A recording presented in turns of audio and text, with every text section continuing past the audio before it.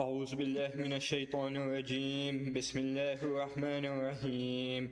ياسين والقرآن الحكيم إنك لمن المرسلين على صراط مستقيم تنزيل العزيز الرحيم لتنذر قوما ما أنذر آباهم فهم غافلون لقد حق القول على أكثرهم فهم لا يؤمنون إنا جعلنا في أعناقهم أغلالا فهي إلى الأذقان فهم مقمحون وجعلنا من بين أيديهم سدا ومن خلفهم سدا فأغشيناهم فهم لا يبصرون وسواء عليهم أنذرتهم أم لم تنذرهم لا يؤمنون إنما تنذر من اتبع الذكر وخشي الرحمن بالغيب فبشره بمغفرة وأجر كريم.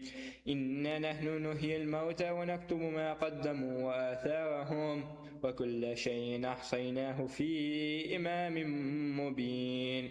واضرب لهم مثلا أصحاب القرية إذ جاءها المرسلون إذ أرسلنا إليهم اثنين فكذبوهما فعززنا بثالث فقالوا إنا إليكم مرسلون قالوا ما أنتم إلا بشر مثلنا وما أنزل الرحمن من شيء إن أنتم إلا تكذبون. قالوا ربنا يعلم إنا إليكم لمرسلون وما علينا إلا البلاغ المبين. قالوا إنا تطيرنا بكم لئن لم تنتهوا لنرجمنكم وليمسنكم منا عذاب أليم. قالوا طائركم معكم إن ذكرتم بل أنتم قوم مسرفون. وجاء من أقصى المدينة رجل يسعى قال يا قوم اتبعوا المرسلين اتبعوا من لا يسألكم أجرا وهم مهتدون. وما لي لا أعبد الذي فطرني وإليه ترجعون أتخذ من دونه آلهة إن يردني الرحمن بضر لا تغني عني شفاعتهم شيئا ولا ينقذون. إني إذا لفي ضلال مبين. إني آمنت بربكم فاسمعون. قيل ادخل الجنة قال يا ليت قومي يعلمون بما غفر لي ربي وجعلني من المكرمين. وما أنزلنا على قومه من بعده من جند من السماء وما كنا منزلين إن كانت إلا صيحة واحدة فإذا هم خامدون. يا حسرة على العباد ما يأتيهم من رسول إلا كانوا به يستهزئون. ألم يروا كم أهلكنا قبلهم من القرون أنهم إليهم لا يرجعون. وإن كل لما جميع لدينا محضرون. وآتوا لهم الأرض الميتة أحييناها وأخرجنا منها هبا فمنه يأكلون. وجعلنا فيها جنات من نخيل وعناب وفجرنا فيها من العيون ليأكلوا من ثمره وما عملته أيديهم أفلا يشكرون. سبحان الذي خلق الأزواج كلها مما تنبت الأرض ومن أنفسهم ومما لا يعلمون. وآتوا لهم الليل نسلخ منه النهار فإذا هم مظلمون. والشمس تجري لمستقر لها ذلك تقدير العزيز العليم. والقمر قدرناه منازل حتى عاد كالعرجون القديم. لا الشمس ينبغي لها أن تدرك القمر ولا الليل سابق النهار وكل في فلك يسبحون. وآتوا لهم أنا حملنا ذرية في الفلك المشحون وخلقنا لهم من لمثله ما يركبون وإن نشأ نغرقهم فلا صريخ لهم ولا هم ينقذون إلا رحمة منا ومتاعا إلى حين وإذا قيل لهم اتقوا ما بين أيديكم وما خلفكم لعلكم ترحمون وما تأتيهم من آية من آيات ربهم إلا كانوا عنها معرضين وإذا قيل لهم أنفقوا مما رزقكم الله قال الذين كفروا للذين آمنوا أنطعم من لو يشاء الله أطعمه إن أنتم إلا في ضلال مبين ويقولون متى هذا الوعد إن كنتم صادقين ما ينظرون إلا صيحة واحدة تأخذهم وهم يخصمون فلا يستطيعون توصية ولا إلى أهلهم يرجعون ونفخ في السور فإذا هم من الأجداث إلى ربهم ينسلون قالوا يا ويلنا من بعثنا من مرقدنا هذا ما وعد الرحمن وصدق المرسلون إن كانت إلا صيحة واحدة فإذا هم جميع لدينا محضرون فاليوم لا تظلم نفس شيئا ولا تجزون إلا ما كنتم تعملون إن أصحاب الجنة اليوم في شغل فاكهون هم وأزواجهم في ظلال على الأرائك متكئون لهم فيها فاكهة ولهم ما يدعون سلام قولا من رب رحيم وامتازوا اليوم أيها المجرمون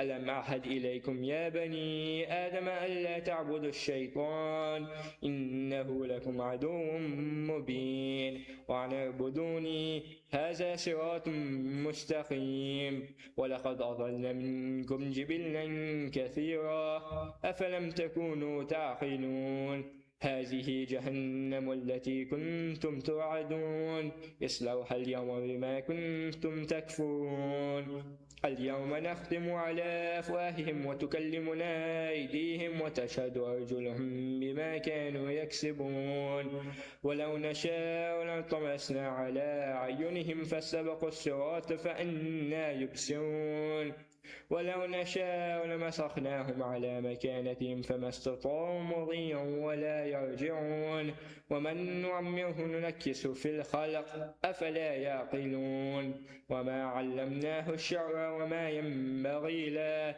إن هو إلا ذكر وقرآن مبين لينذر من كان حيا ويحق القول على الكافرين أولم يروا أنا خلقنا لهم مما عملت أيدينا نعما فهم لها مالكون وذللناها لهم فمنها ركوبهم ومنها يأكلون ولهم فيها منافع ومشارب أفلا يشكرون واتخذوا من دون الله آلهة لعلهم ينصرون لا يستطيعون نصرهم وهم لهم جند محضرون ولا يحزنك قولهم إنا نعلم ما يسرون وما يعلنون أولم يرى الإنسان أنا خلقناه من نطفة فإذا هو خصيم مبين وضرب لنا مثلا ونسي خلقا قال من يحيي العظام وهي رميم قل يحييها الذي أنشاها أول مرة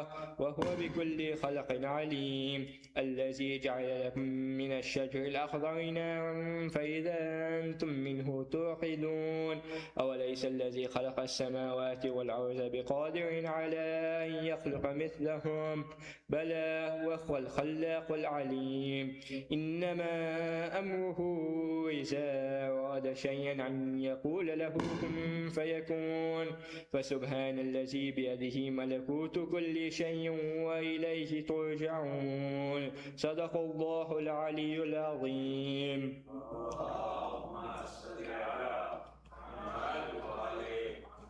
الفاتحة.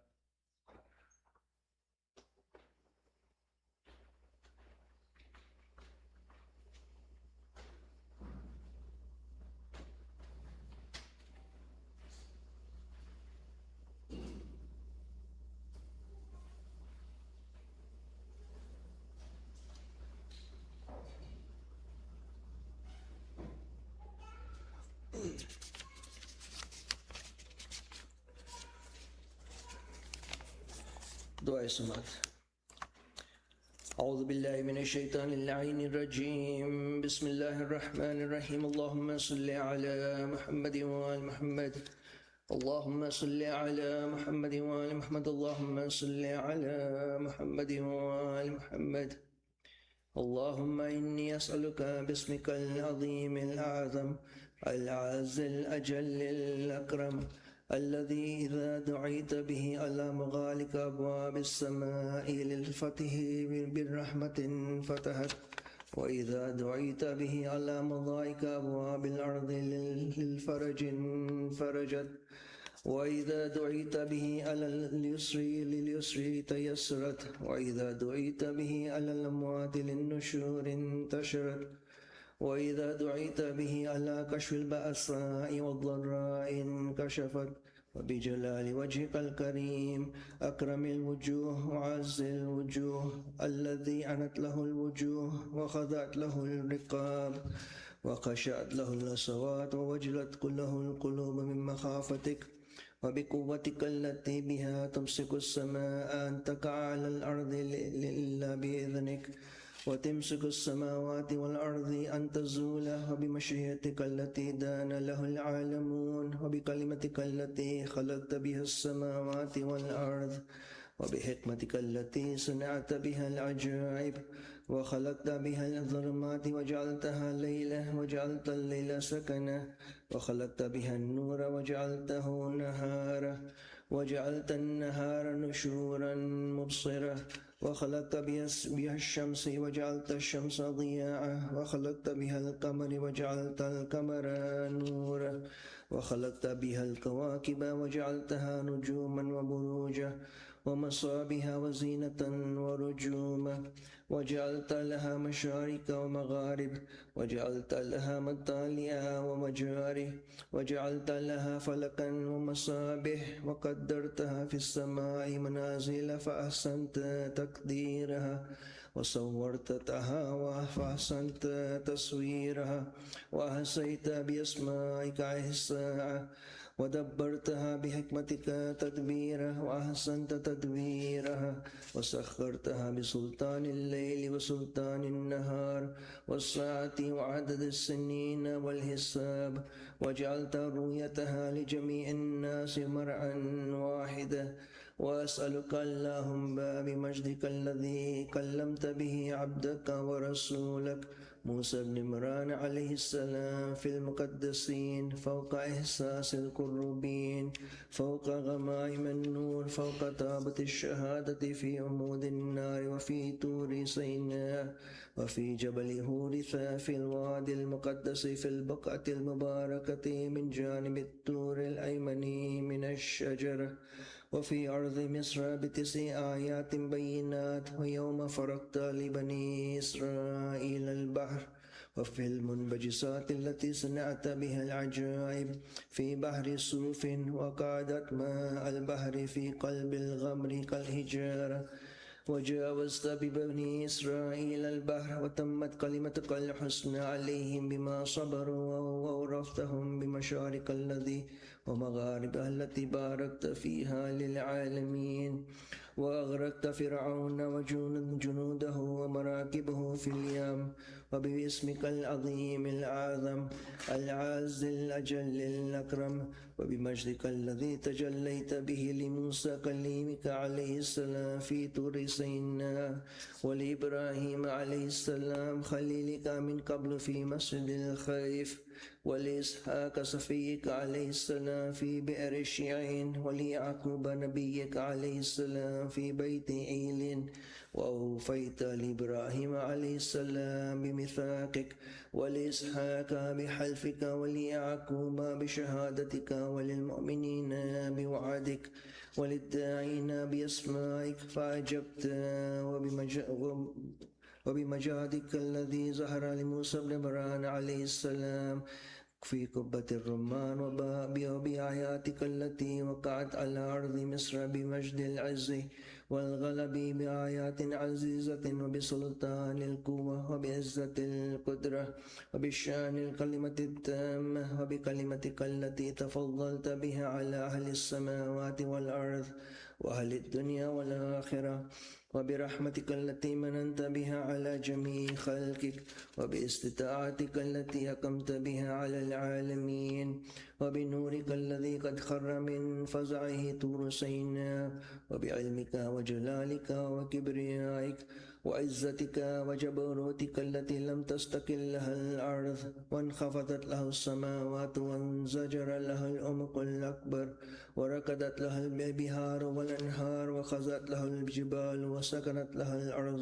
بمناكبها واستسلمت لها الخلائق كلها وخفقت لها الرياح في جريانها في خمدت لها النيران في أوطانها، وبسلطانك الذي عرفت لك به الغلبة الدهر وهمت به في السماوات والأرضين، وبكلمتك كلمة الصدق التي سبقت لأبينا آدم عليه السلام وذريته بالرحمة، وأسألك بكلمتك التي غلبت كل شيء وبنور وجهك الذي تجليت به للجبل فجعلته دكا وخر موسى صعقا، وبمجدك الذي ظهر على طور سيناء فكلمت به عبدك ورسولك موسى بن عمران، وطلعتك في سائر وظهورك في جبل فاران بربوات المقدسين وجنود الملائكة الصافين وخشوع الملائكة المسبحين، وببركاتك التي باركت فيها على إبراهيم خليلك عليه السلام في أمة محمد صلى الله عليه وآله، وباركت على إسحاق صفيك في أمة عيسى عليه السلام، وباركت ليعقوب إسرائيلك في أمة موسى عليه السلام، وباركت لحبيبك محمد صلى الله عليه وآله في أترته وذريته وأمته. اللهم وكما غبنا عن ذلك ولم نشهد وآمنا به ولم نره صدقا وعدلا، أن تصلي على محمد وآل محمد، أن تبارك على محمد وآل محمد، وترحم على محمد وآل محمد كأفضل ما صليت وباركت وترحمت على إبراهيم وآل إبراهيم إنك حميد مجيد فعال لما تريد وأنت على كل شيء قدير. حاجات.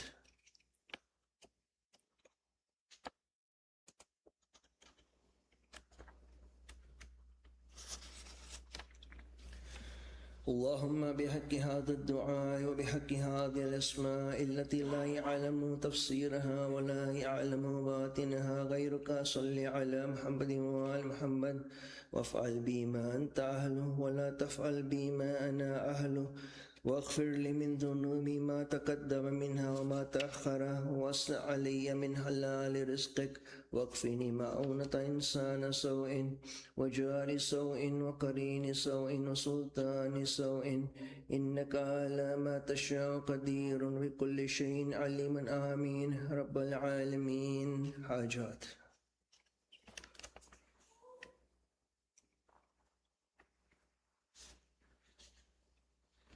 يا الله يا حنان يا منان يا بديع السماوات والأرض يا ذا الجلال والإكرام يا أرحم الراحمين، اللهم بحق هذا الدعاء وبحق هذه الأسماء التي لا يعلم تفسيرها ولا تعويلها ولا باطنها ولا ظاهرها غيرك، أن تصلي على محمد وآل محمد، وأن ترزقني خير الدنيا والآخرة، وافعل بي ما أنت أهله ولا تفعل بي ما أنا أهله، وانتقم لي منه واغفر لي من ذنوبي ما تقدم منها وما تأخر، ولوالدي ولجميع المؤمنين والمؤمنات، ووسع علي من حلال رزقك، واكفني مؤونة إنسان سوء وجاري سوء وسلطان سوء وقرين سوء ويوم سوء وساعة سوء، وانتقم لي ممن يكيدوني وممن ينبغي علي ويريد بي بأهلي وأولادي وإخواني وجيراني وقراباتي من المؤمنين والمؤمنات ظلما، إنك على ما تشاء قدير بكل شيء عليم. آمين يا رب العالمين. اللهم بحق هذا الدعاء تفضل على فقراء المؤمنين والمؤمنات بالغناء والثروة، وعلى مرضى المؤمنين والمؤمنات بالشفاء والصحة، وعلى أحياء المؤمنين والمؤمنات باللطف والكرامة، وعلى أموات المؤمنين والمؤمنات بالمغفرة والرحمة وعلى مسافر المؤمنين والمؤمنات بالرد إلى أوطانهم سالمين غانمين برحمتك يا أرحم الراحمين. وصلى الله على سيدنا محمد خاتم النبيين وإترته الطاهرين وسلم تسليما كثيرا.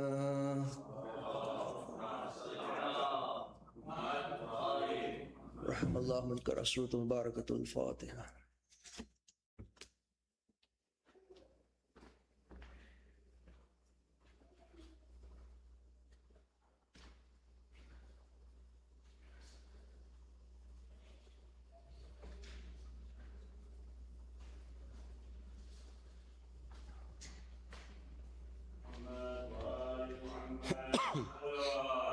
الله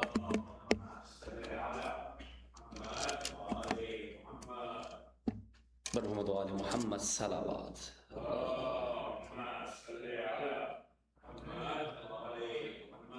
بارد النار صلوات.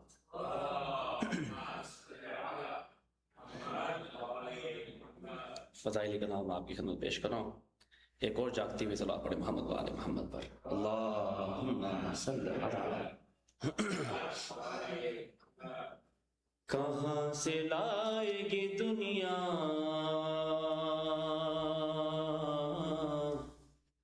حسین کے جیسا. آپ سب کو پڑھنا میرے ساتھ. کہاں سے لائے گی دنیا حسین کے جیسا. کہاں سے لائے گی دنیا حسین کے جیسا. ماشاءاللہ بہت سے بلند. کہاں سے لائے گی دنیا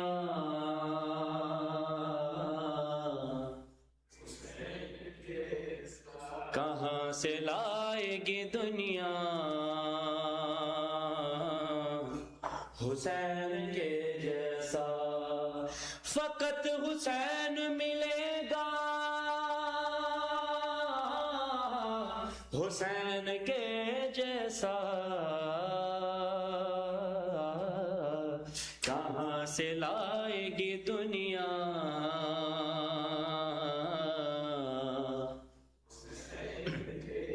وہاں توجہ نہ کریں میری طرف توجہ کریں. کہاں سے لائے گی دنیا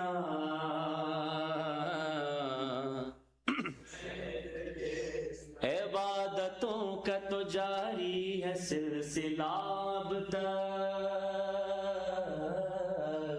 عبادتوں کا تو جاری ہے سلسلہ اب تک. نماز کو نمازی نہیں ملا اب تک. کرے جو خاک پہ سجدہ حسین کے جیسا. کہاں سے لائے گی دنیا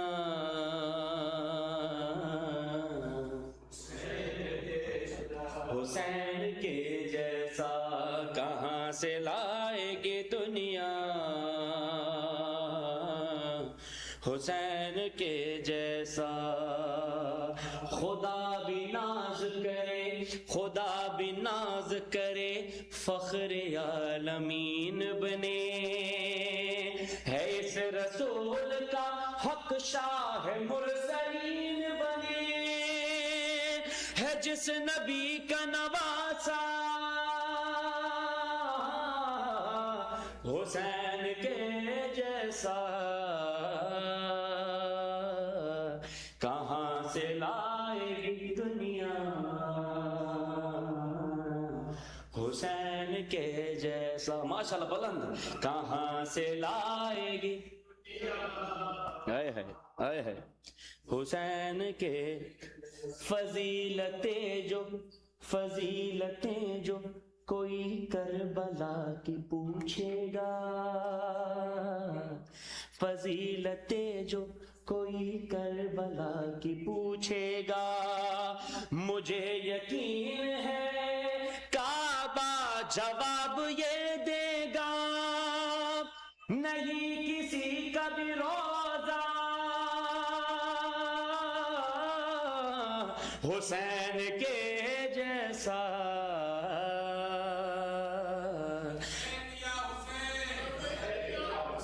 کہاں سے لائے گی، کہاں سے لائے گی دنیا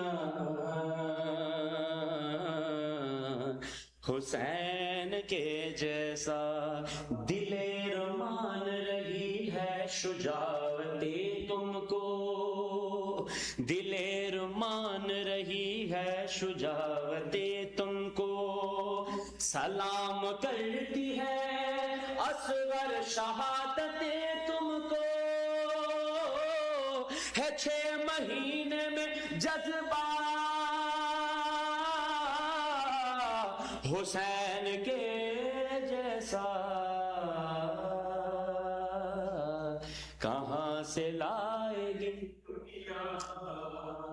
ہے حسین کے جیسا؟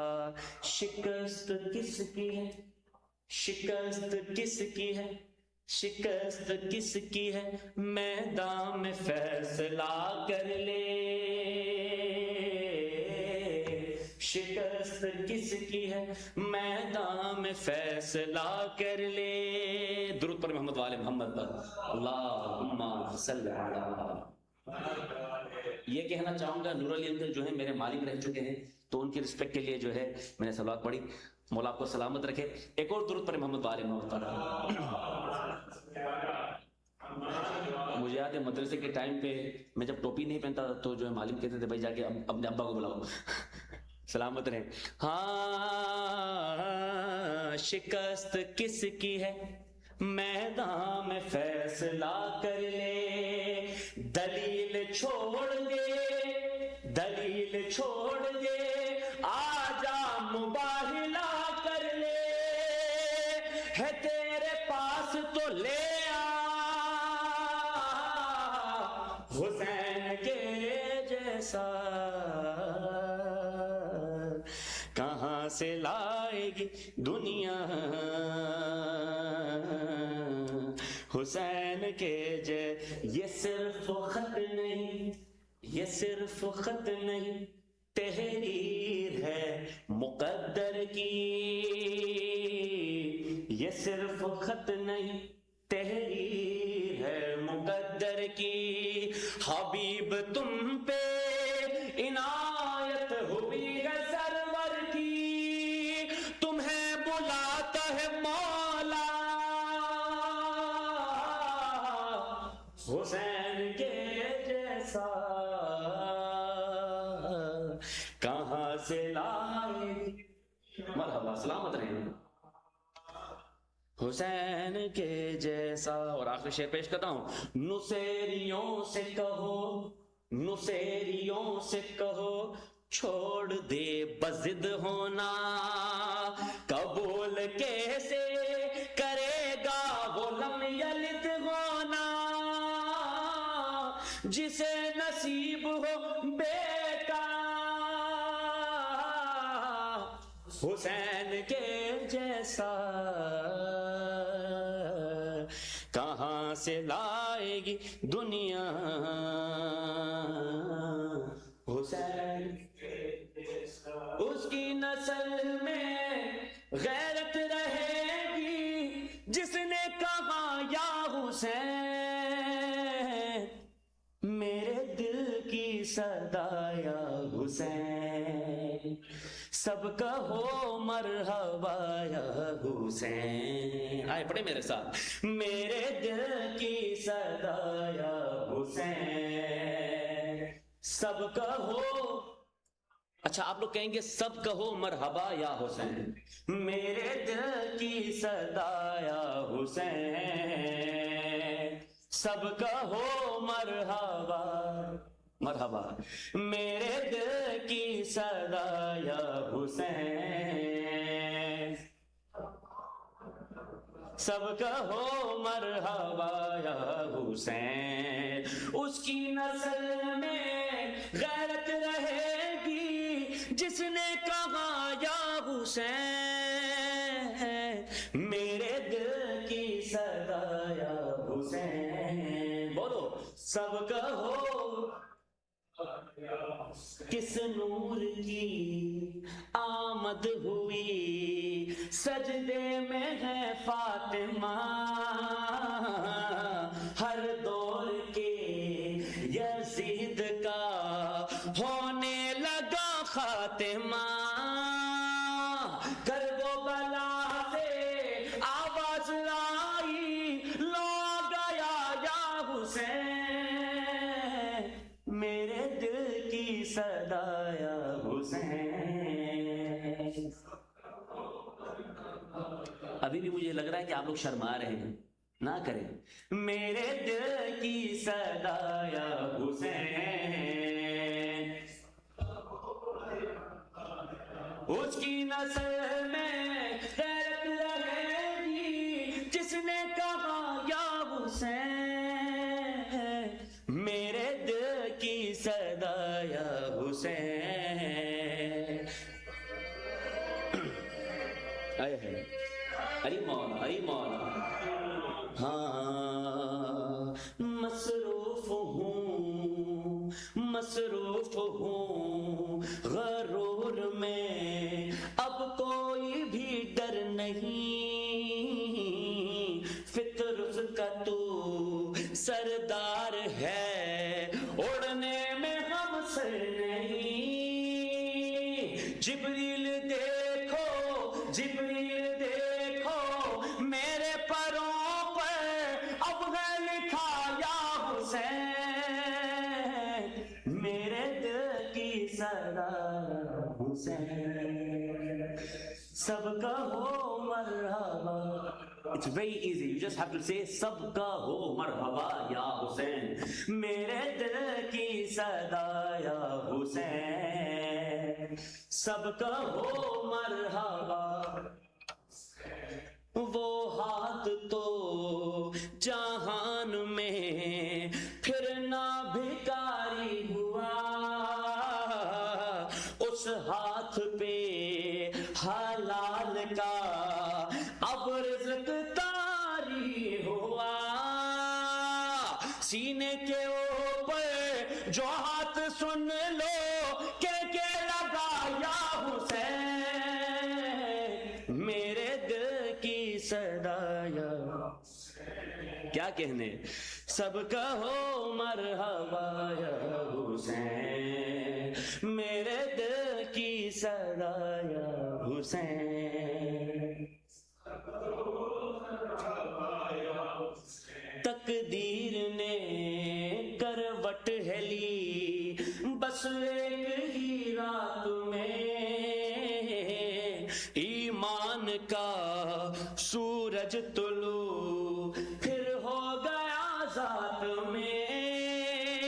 خیمے کے در پر سر کو جھکا کر خیمے کے در پر سر کو جھکا کر حر نے کہا یا حسین میرے دل کی صدا یا حسین.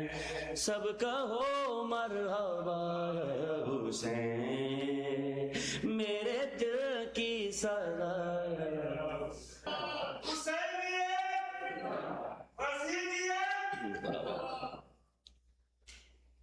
یہ خط میں شاہ نے لکھا حبیب آ جاؤ. یہ خط میں شاہ نے لکھا حبیب آ جاؤ. تمہارا دوست ہے تنہا تمہارا دوست ہے تنہا حبیب آ جاؤ. یہ خط میں شاہ نے لکھا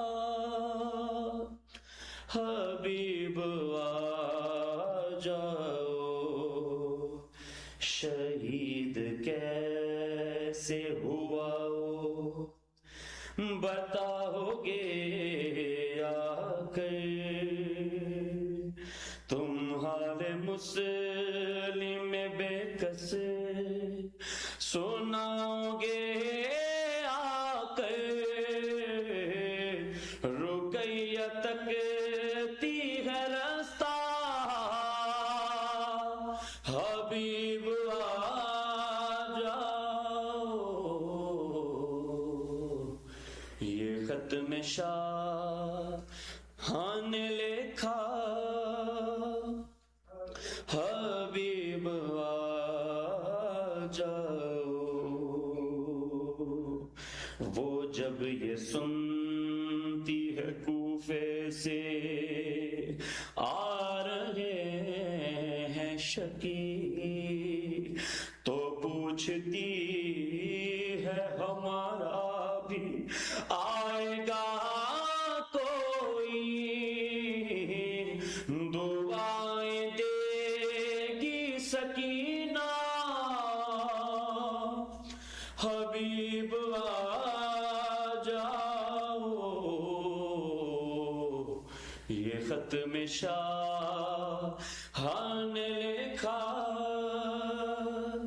حبیب آ جاؤ در بطول دوبارہ جلایا جائے گا تمہارے دوست پہ خنجر چلایا جائے گا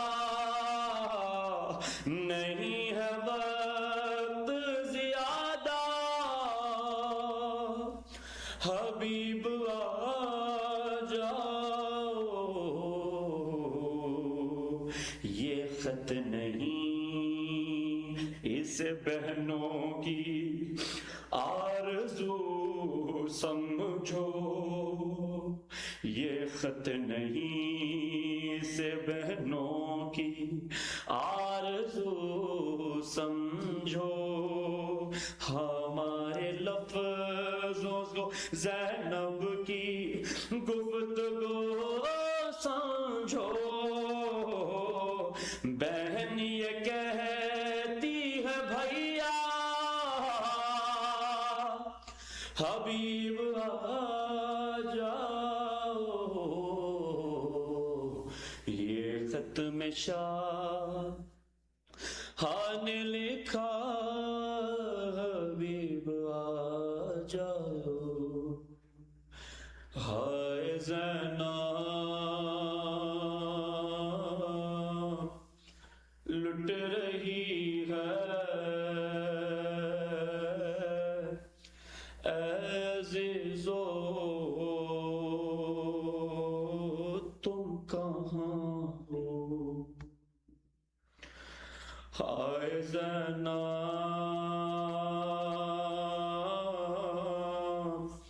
لٹ رہی ہے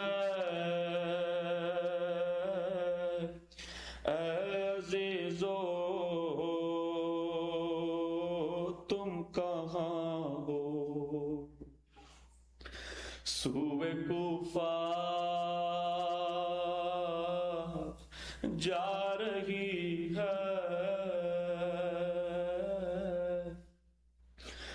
عزیزو تم کہاں ہو میرے ہاشم کے جوانوں ظلم سے ہم کو بچائے نو کے نیزہ سج چکی ہے بیبیوں کی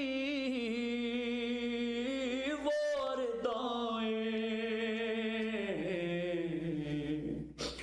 ہم پہ ہر شے رو رہی ہے عزیزو تم کہاں ہو ہم کو دروں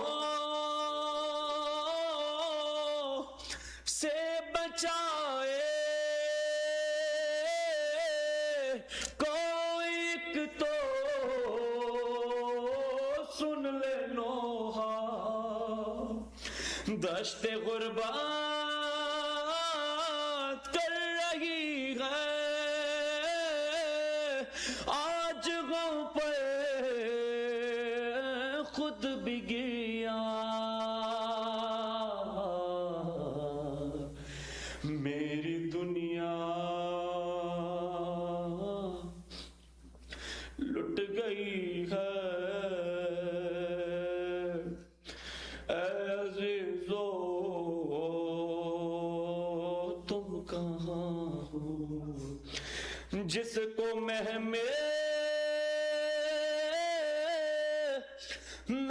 سجا کر لائے تھے میں ہوں وہ زینا اپنی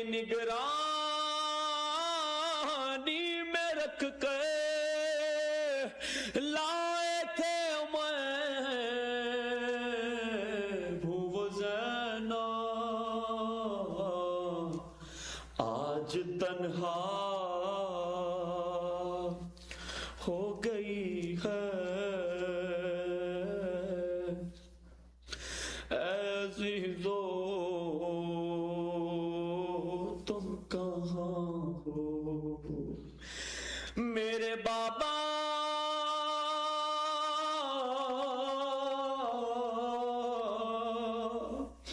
میرے بابا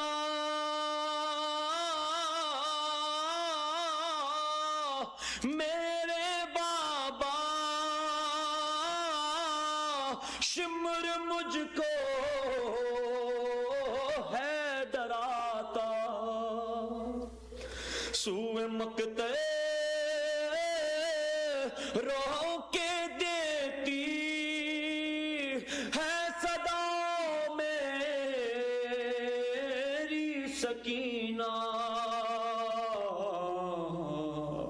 خاک پہ سو نہ سکی ہے عزیزو تم کہاں ہو جس کا عباس سا بھائی ہو اسے غم کیوں رلائے میری امیدوں پہ پانی کون ہوگا جو پھرائے اب قیامت آ گئی ہے اے عزیزو تم کہاں ہو بے کجاواں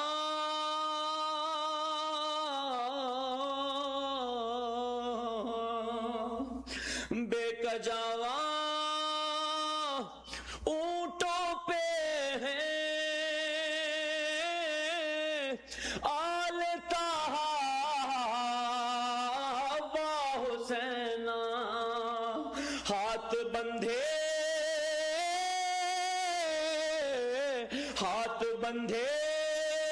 قید ہو کے جا رہے وا غریبا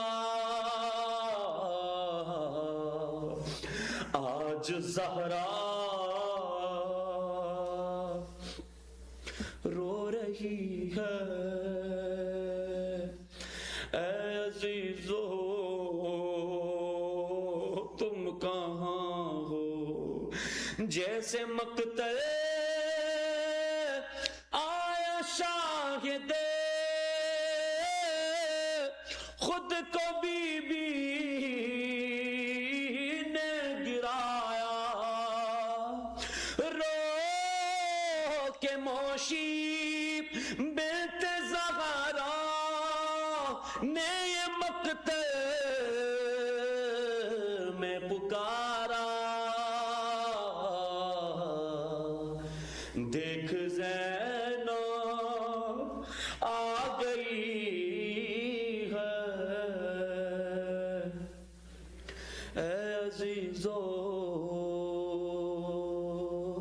तुम कहाँ हो हाय ज़हनाम लुट रही है ऐ अज़ीज़ो तुम कहाँ हो बराए ताजिल ज़ुहूर इमाम ज़मान पर सदाए बुलंद सलावत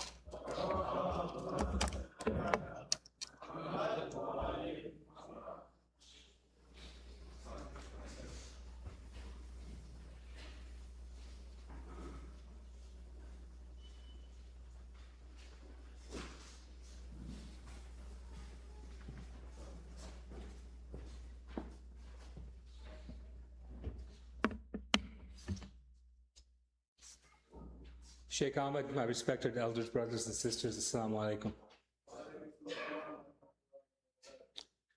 Brothers and sisters, just a few quick announcements with the programming this weekend. So tomorrow, the ladies program will begin at 10 a.m. There's a short workshop before the regular program, which begins at 11, but they will begin at 10 a.m. tomorrow. And then as well, Sunday, because the church has their program in the morning, the ladies program will begin in the afternoon at 2 p.m.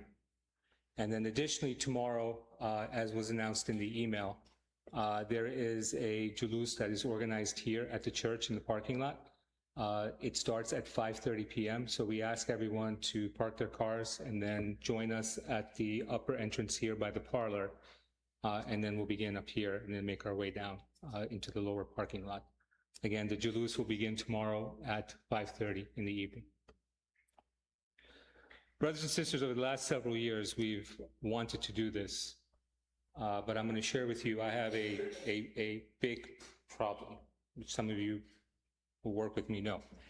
And an executive that I work with had given me counsel, let me get advice on what we can do better. And he said one of the things that holds me personally back is that I let perfection be the enemy of good. I kind of have OCD. I kind of want things to be just perfect. Because I want things to be perfect, sometimes we don't do things. Stop. So the last several years, we wanted to do a camp with the kids being off from school. We wanted to do a camp during the Muharram supper time. And we held back because we're trying to make it perfect. So this year, we just had a conversation, 5 minutes in the hall. We have the plans, they've been ready for years, but we made the decision just literally like 20 minutes ago that we're going to say, Bismillah, we're just going to do it. So the dates for that camp, we're announcing it tonight. I will share more details with everyone tomorrow. The dates for the camp coincide with Arba'in. So Chalum Day is Monday, August 3rd, and Chalum night is August 3rd, Chalum Day is August 4th. So we typically have a 5-day program for Arba'in. So we will begin the camp. It'll be a day camp. It'll be here at the church, and we have different activities and stations that'll be set up. That's all been planned out.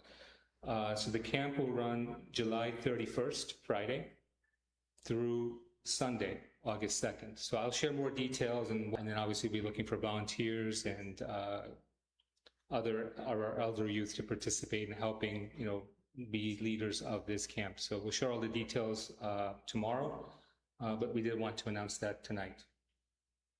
Perfection is no longer the enemy of good. All right. Brothers and sisters, it's never easy asking. And, for 14 centuries, the flame of Karbala has never gone out. Not because of walls or buildings. It's because in every generation, people like you refuse to let it die. Imam Hussein gave everything, his sons, his companions, his own blood. He asked only that this message be carried forward. That is responsibility of not the people who stand at this podium, people of the management committee. That's each and every single one of us has that responsibility. Tonight, again, that responsibility is ours. And when you give in these days of Muharram and Safar, you keep this majalis alive. You let the reciter stand and remind us of Hussein. You hand this love to our children so it doesn't stop with us. Give what your heart allows. Give as though Hussein himself is watching, because the reward is reported with the one who never forgets. May Allah subhanahu wa ta'ala accept it from you and count you among the helpers of Hussein. Labayk ya Hussein. Before we wrap up tonight, I want to thank Hajj Muhammad Ali Moshi again for joining us this Muharram. It's always an honor and privilege to have you join us and share the beautiful prose and poetry that you share with us. And inshallah, it won't be too long till we see you again. I believe we're coming back in July for Hussein Day. So again, Allah salawat for Brother Muhammad Ali.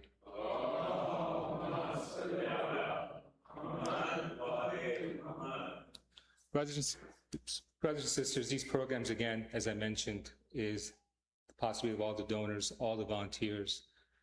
Let's remember all of them who contribute their time, their money, their energy with a Surah Fatiha. Their marhumin with the Surah Fatiha.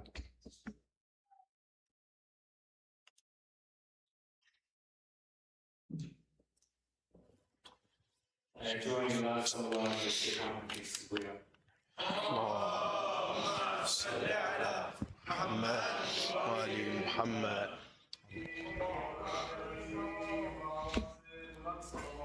اللهم صل على محمد وآل محمد. Yes, no, I'm good, thank you. I'll fight it through. محمد صلوات.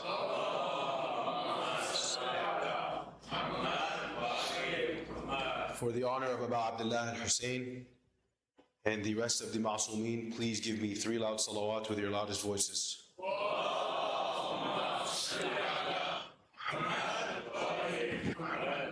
Allahumma salli ala Muhammad wa ali Muhammad. Allahumma salli ala Muhammad wa ali Muhammad. أعوذ بالله من الشيطان الرجيم. بسم الله الرحمن الرحيم. صلى الله عليك يا رسول الله. Peace be upon you, O Rasul Allah. صلى الله عليك يا أبا عبد الله. Peace be upon you, O Aba Abdillah. يا رحمة الله الواسعة ويا باب نجاة الأمة. غريب يا مظلوم كربلاء. والله فوزا عظيما. O everlasting mercy of Allah and ark of salvation of the Ummah. Gharib, Madloom, Karbala. If only we were with you in Karbala, so that we would be granted the ultimate victory. قال الله تعالى في كتابه الكريم. بسم الله الرحمن الرحيم. وتعاونوا على البر والتقوى ولا تعاونوا على الإثم والعدوان واتقوا الله إن الله شديد العقاب. اللهم صل على محمد وآل محمد. Allah subhanahu wa ta'ala says in the Holy Quran, Bismillah ar-Rahman ar-Rahim, cooperate with one another in goodness and righteousness, and do not cooperate in sin and transgression, and be mindful of Allah. Surely Allah is severe in punishment. This verse in the Holy Quran begins and emphasizes that community, connection, togetherness begins with the cooperation in piety and goodness and righteousness. And Allah subhanahu wa ta'ala once again reminds us, just like He reminds us in many other verses, ittaqullah. Be mindful of Allah subhanahu wa ta'ala. Remember Him before you do anything. And He goes again to remind you that you not cooperating on goodness and righteousness and choosing to cooperate on sin and transgression, which like we said, causes harm to you and other people around you, Allah subhanahu wa ta'ala will not forget the harm that you caused, and He will punish you for that. And Allah subhanahu wa ta'ala, just like He is the one who has infinite mercy, He is also the punisher. And He will not punish any soul except for what it has reaped for itself. And He is only just and fair. Sallallahu ala Muhammad wa ali Muhammad.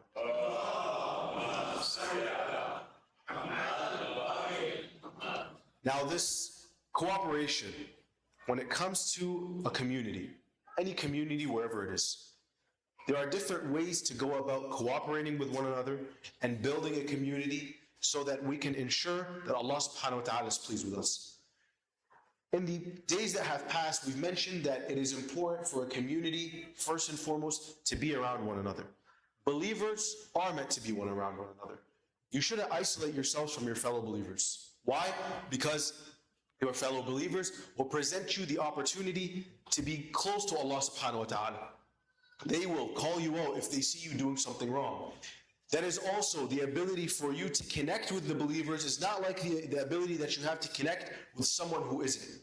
Therefore, religious communities, first and foremost, need to make a consistent effort to give themselves the opportunity to gather and be with one another. And that's obviously by implementing various methods of infrastructure, of communication, of gatherings, and obviously that is by constructing centers, having mosques, right? But then also keeping the community together is not just the place that we come and we gather for majalis and for prayer. When we say the believers need to be together and we see that there needs to be infrastructure for them, we mean social infrastructure too. And we've said this before. What can we do to where we keep the problems of our believers, where we have the option to solve them, or allocate the resources to help solve them? For example, in our centers, are we going to allocate counselors that can treat people's problems with their marriage, or if someone needs therapy, or if someone needs help with anything financial, or getting married? Or am I going to provide a network for the young men and women in our communities to be able to find good jobs if they need to work? Right? So all these things, every single person, like we said before, has certain skills that they can bring to their community that they should emphasize in bringing to that community. So just like you need to listen to the directives of the ones that run your communities on what projects are needed and what support is needed to get that done, you should take the initiative and see how could you benefit your community, because you might not be fully aware of the potential and the value that you have that you can offer to the table. And the biggest thing why we stress that is you are creating an environment for your children, for your youth. You do not want them, may Allah prolong your lives, when you pass away, your kids then become some people who are those that the religion is only half important in their lives. And then when your grandkids are born and they're raised, the religion becomes meaningless. And you go a couple of generations down and Islam has no presence. The only thing that resembles Islam is perhaps the name of the grandson or the great-great-grandchild who was named maybe in honor of you. But other than that, the religion is completely gone. And in order for the religion not to be completely gone, how can we set up the infrastructure to preserve that religion? Sallallahu ala Muhammad wa ali Muhammad.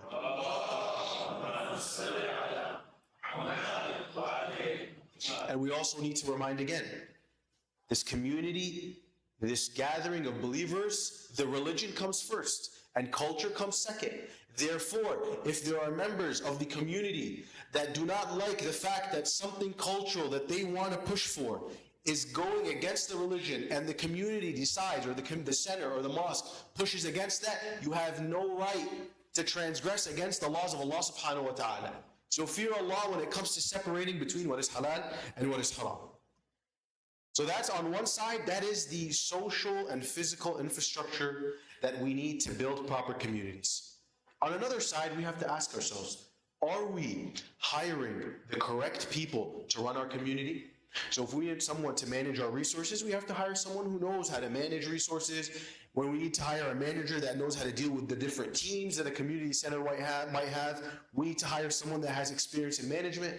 But first and foremost, the most fundamental element of what makes a religious community successful, able to uphold the religion, and to protect the religion of the generations that come, is who are we bringing to teach the religion? Who are we bringing that can uphold the laws of the religion, knows them, and that has the foresight to make the correct decisions for the community? This is then where we get into the problem of bringing the correct person who has studied the religion. Because we see in multiple communities today in America, there are people that might run the center from a religious point of view as the resident alim who has no seminary education. Or maybe they went to the seminary for a couple of months. Or maybe they went to the seminary and they spent a good amount of time and they passed book after book, but it was just going through the motions. But because they're looked at as, oh, this is someone that's reached this level, this is someone that's reached this book, they are given praise, even though in reality, the study, the seminarial education is an intense education that requires focus, it requires observation, it requires going through line after line in the text that is studied. It's different than the academic education for the most part. And so, if communities are not aware of who they are bringing to guide them, then what we see is a case, and cases across America today, where we see catastrophes happening in communities. People that the communities that bring people who aren't qualified, who aren't trained, lack the foresight to make the correct decisions for the community. We see they even give the wrong answers when it comes to matters of halal and haram. They give the wrong answer when it comes to addressing matters of theology. You know, anyone can honestly come and gather and copy-paste a lecture from a famous speaker that is found on YouTube or something, but then go and talk to them after the lecture. Maybe you have more questions that arise to your mind, and you might not realize because you're not trained, but someone that's trained in the seminary will see this person is causing more corruption than good. So communities need to be made aware. We need to have a system. We need to think, who are we bringing into the community to ensure, because the role of the religious leader is the most fundamental role, like we said. And that goes to another problem. Say we bring someone that is qualified, and we hope that those who aren't qualified, our communities, are able in the future to filter that out. And they develop systems where they can filter that out. And the first step in order to do that is to be aware. Not everyone that wears a turban is someone that's qualified. Not everyone that says that they've studied for many years is actually qualified. Once again, they might have studied book after book. You sit with them. In one conversation, you see this person just went through the motions. And then they might have positions where they dictate to communities how they should live, how they should think, and it's catastrophic. And they are responsible first and foremost. And secondly, communities are responsible because they did not do the due diligence. So keep this in mind. But let's say we bring the right person. And we know that we want them to guide our community. We also see within our American culture, or our North American culture, our Western culture, the way that centers are beginning to being run is that they are almost seeming to look like corporations. They're not just religious centers anymore. Because of the capitalism that exists so heavily in our societies, we've started taking that numbers game, that push for quantity over quality, and applying it to the very religion itself and the embodiments of the religion. So we start thinking, the measure of success of our communities is the number of people that gather. The measure of success in our communities is how many projects and initiatives we have in the year, just for the sake of adding and tallying the numbers. The measure of success in the community is the investments into grand infrastructure and making sure that we have the best food. And that's what we deem as, throughout the year, when we look back at our yearly report, look what we did. Look at the projects that we did. We value quantity over quality. And that also trickles down to how the religion is dealt with, not just the actual events that take place, but even then when it comes to the religious scholar that we bring to our communities. We might say that, for example, because it's a numbers game, someone that has more buzz and pull and is a better speaker, we might think deserves more than someone that is trained in the seminary and can actually guide us. But because they might not have that charisma, we don't want them, and we're not willing to pay them the same. Another problem that could happen is that when we take our resources, we don't allocate them to the right thing. So we just want to grow for example, our media for no apparent reason. And once again, I stress this again, quantity is pushed over quality. Why? And what is the value of quality? The whole point of a religious center, The entire point is that you as a community, each one of you as members of a community, can look at the end of the year and see how has the center that I partake in improved my life, whether socially or spiritually. That is the metric, not anything else. Are you growing closer to Allah subhanahu wa ta'ala? Are families being taken care of? Are people becoming educated in the religion more? That is the true metric. So that needs to be kept in mind, quality over quantity.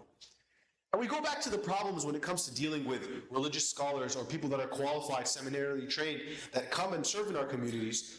You hear cases in America where a person that comes that is hired, they said, we will hire you, we will respect you, we will pay you set salary, but on the condition that you don't speak about certain matters in the religion.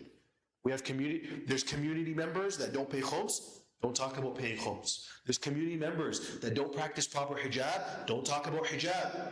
There's community members that listen to music, don't talk about music, that might push people away. Some you might even have the really terrible thought of that might push donors away.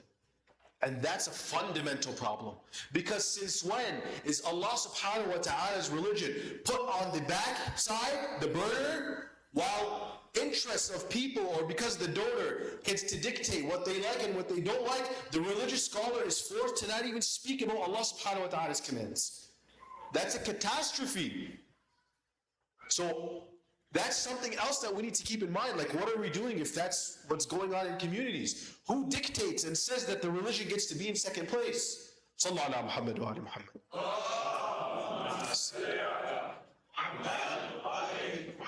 Another loud salawat ala Muhammad wa ali Muhammad.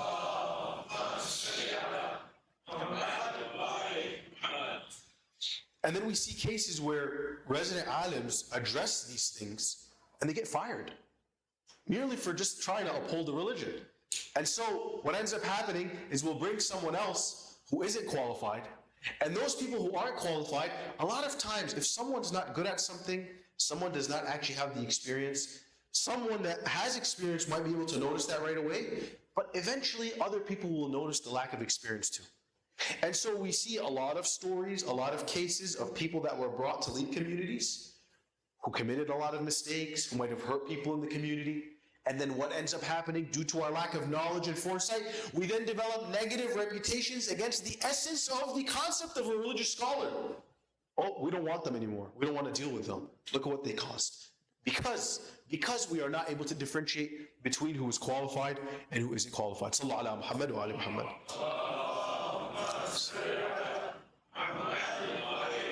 And inshallah tomorrow we're going to focus the lecture on actually understanding religious education and the seminary. That way we are able to inshallah grow our understanding and then make good plans for the future.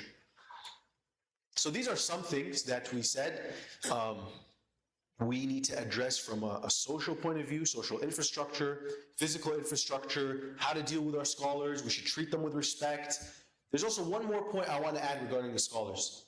If we bring this scholar and we know and we defer to them in matters of religious authority, you cannot come after you hired that scholar, that person that is reliable, and when they push for something that they've deemed to be for the benefit of the community religiously, you meet them with backlash. They're the boss in that scenario. They're the expert. Khalas, you don't agree with it? Study on their level and then come and tell them what they're doing is wrong. When it comes to other matters of the community in terms of like events or certain things, obviously the community will have a say in many different types of events. But when it comes to the religion and what is needed to preserve the religion or what's best for the community, the religion has the final say. And the one that's studied in the religion is the one that's going to be able to dictate the community. Not the donor, not the member that isn't qualified, not someone that's in management that thinks they know what's best, but they clearly don't understand how the religion operates and the intricate system that goes into giving the correct ruling or what we should actually do. No, at the end of the day, the authority when it comes to showing matters of the religion, like we said, brothers and sisters, is to the religious scholar. Put all that aside now. That's step one.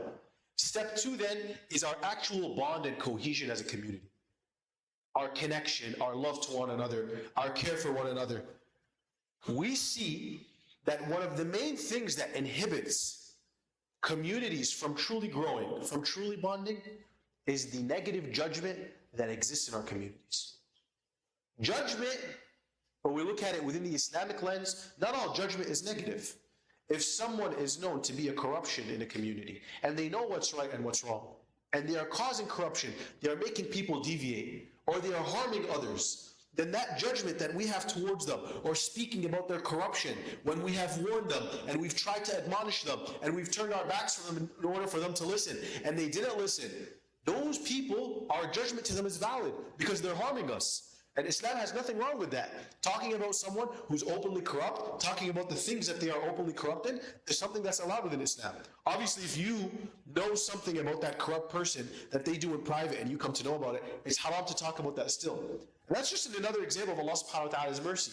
Is that this person who's public with certain actions and is a cause for corruption, if they are doing something in private, we can't call that private thing out. But judgment in that sense, there is judgment that is verified and valid. As for the real killer in our communities, it's the negative judgment. And this factors in, inshallah, I'll talk about this in a couple of minutes, but I want to focus on first is that valid judgment is what enjoining the good and forbidding the evil is. Al-amr al-ma'ruf wa nahy al-munkar.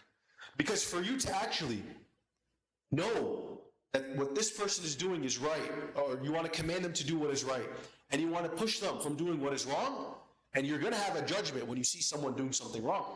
To enjoin the good and forbid the evil, you must be aware of what enjoining the good and forbidding the evil is. And I'll make your life easy. I'm going to bring you the rulings of enjoining the good and forbidding the evil according to the rulings of Sayyid Sistani.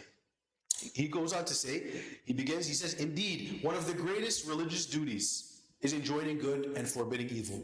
Allah the Almighty said, it is narrated from the Prophet sallallahu alaihi wa alihi, Allahumma salli ala Muhammad wa ali Muhammad. My nation, my ummah, his ummah, from when he was there sallallahu alaihi wa alihi until the time of the Day of Judgment. My nation will continue to be in a good state as long as they enjoin good, forbid evil, and cooperate in righteousness. If they fail to do so, blessings will be stripped from them. Some of them will be given authority over others, as in ones that aren't qualified, that will oppress them, will go and lead them. And they will have no helper, either on earth or in the heavens. It is also narrated that Amir al-Mu'mineen salamullah alayhi said, Allahumma salli ala Muhammad wa ali Muhammad.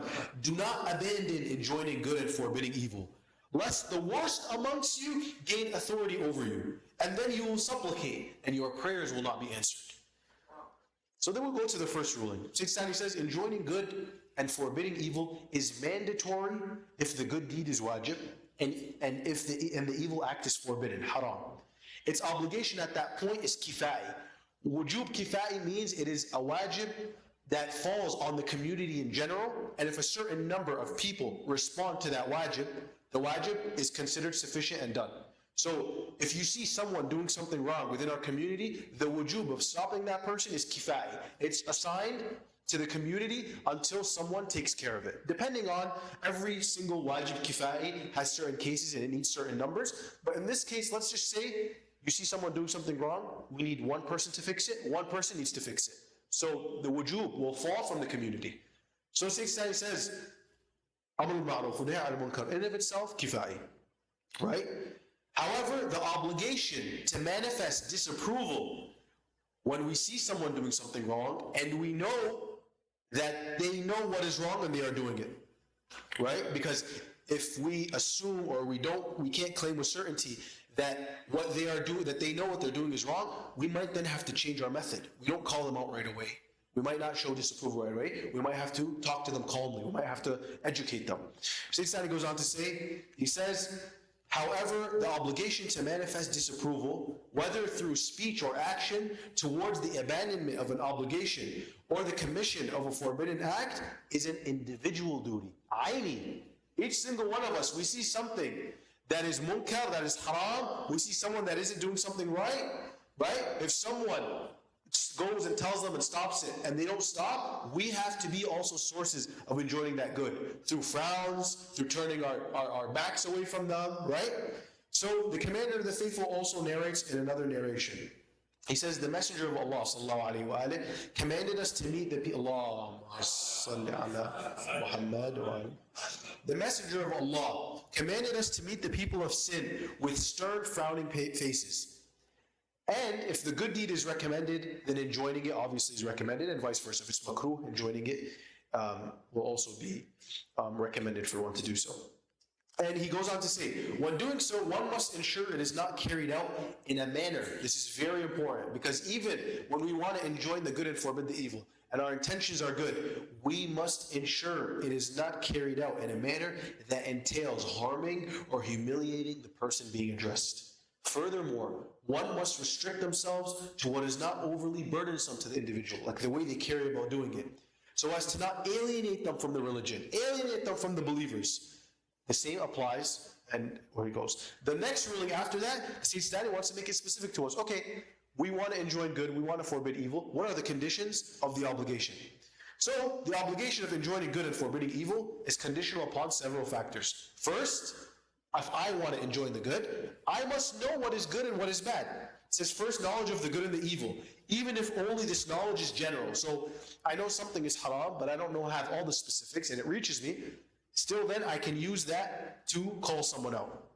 And if I know something is wajib, and I don't know all the specifics of it, the same thing, I can still call out to that thing.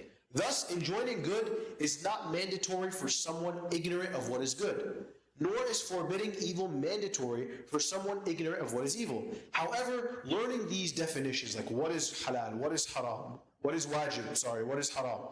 However, learning these definitions for one is compulsory if they don't know and need to know to practice, obviously, and sometimes it may become mandatory in of itself as a preliminary step to enjoining the good and forbidding the latter. What's an example of that? In my community, I see not enough people know what's right and not enough people know what's wrong. I have the ability to learn and to educate people, then therefore I must learn and educate people. And I want you to bear with me. I know I'm just reading, but it's very important to know this rule, because to apply these rules correctly is to see an immediate change in our communities. Secondly, the Sayyid goes on to say, the probability of compliance. That's also a very important condition. That is, the likelihood, keep this in mind, the likelihood that the person ordered will comply, or the person that is forbidden from doing the action that you try to forbid will desist, if it is known that the person is completely indifferent and careless towards both. The popular opinion amongst the jurists is that nothing remains mandatory. So if I see someone that I know that if I admonish them, they won't listen, they won't care, Allah subhanahu wa ta'ala says, you're not responsible for talking to that person, because they're not going to listen to you. However, one should not abandon the precaution. This is what we said, it's aini, it's a duty on every single person. One should not abandon the precaution of showing displeasure and disapproval toward that person's abandonment of the good or commission of the evil, even if it is known that it will not affect them. And that's what we have to ask ourselves. When we see someone doing something wrong, how willing are we to show them that we disapprove of that action? How confident are we in our faith to show people that what you're doing is wrong? If I can't speak, if I can't do anything, I will show you that what you are doing I am not happy with. How many of us are willing to do that? That's a question, a food for thought.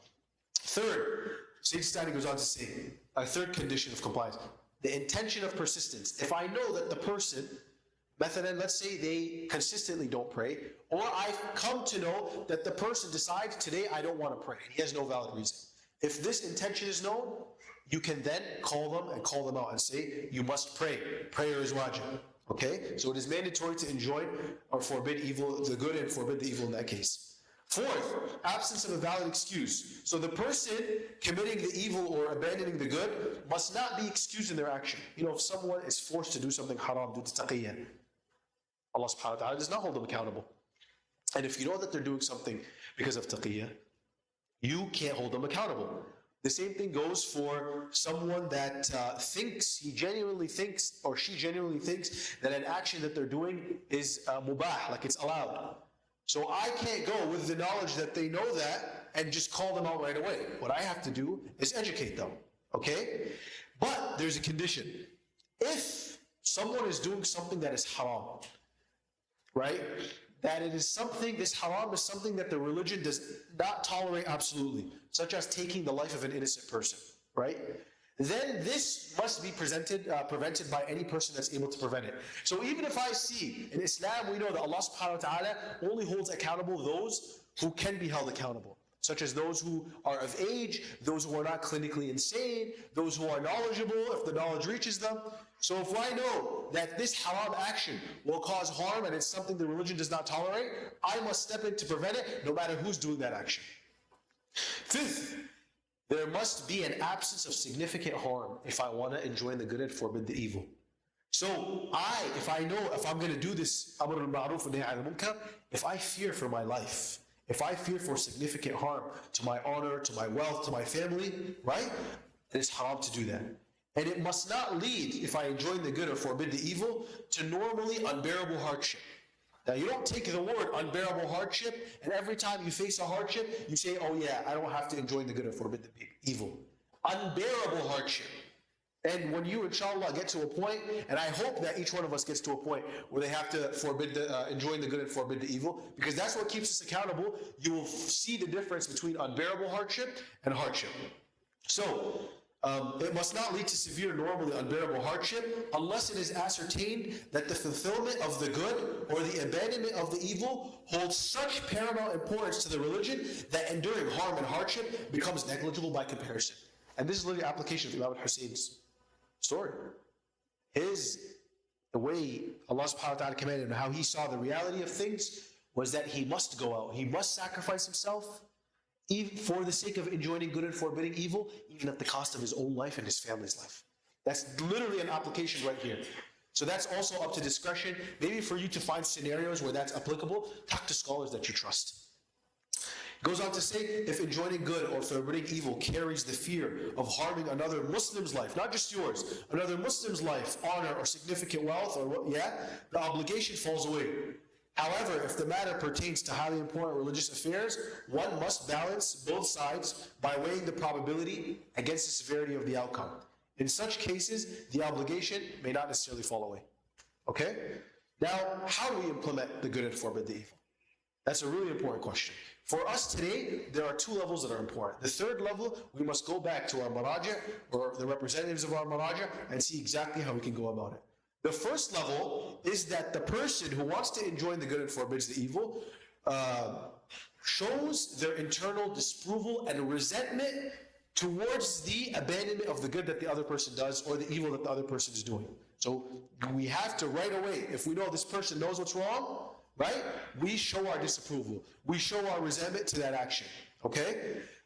Such as turning away from the wrongdoer or refusing to speak to them. The second level, enjoining the good and forbidding the evil verbally, right? Whether through sermon and guidance, so calmly, or other spoken means. It might get to a point where your voice is raised. It might get to a point where your voice is loud but you're not yelling. Or it could be calm. And each of these levels, now I said level 1, level 2, but it's not actually 2 levels where you have to show resentment first and then speak out against it. It could be that you realize that speaking out against what is wrong takes precedence over showing your resentment. So in most cases, and if we're be real with ourselves, most cases, speaking calmly first is the way to go. And then we see that the person, if speaking calmly does not work with them, we might start raising our voices. We might then show our resentment. We might show our disapproval. That's the way to go about it. So Sidstani says each of these levels has varying degrees of intensity and leniency. One must begin with the first or second level, he makes clear, prioritizing whichever is more effective and least harmful to you and to the person listening, or that does not humiliate them. And then gradually progress to being more stern and emphatic if needed. And then Sidstani goes on to say, and I'm almost done reading all of this, he goes on to say that the obligation of enjoining good and forbidding evil is highly emphasized for an individual regarding their own family, like we spoke about 2 nights ago. If they witness complacency among family members regarding certain obligations, such as prayer, fasting, khums, or other duties, they must enjoin them to good according to the steps that we mentioned. Similarly, if they witness complacency regarding certain prohibitions, we must also enjoin. And as for the parents, as for our own parents, enjoining the good and forbidding evil, and this shows Allah subhanahu wa ta'ala how much honor and status He gives to the parents. He says, enjoining good and forbidding evil through any other means other than gentle speech, right? And anything that's mild like gentle speech is a matter of problematic legal ambiguity.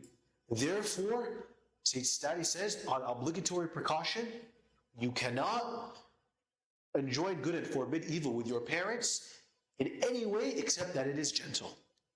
Sallallahu ala Muhammad wa ala Muhammad.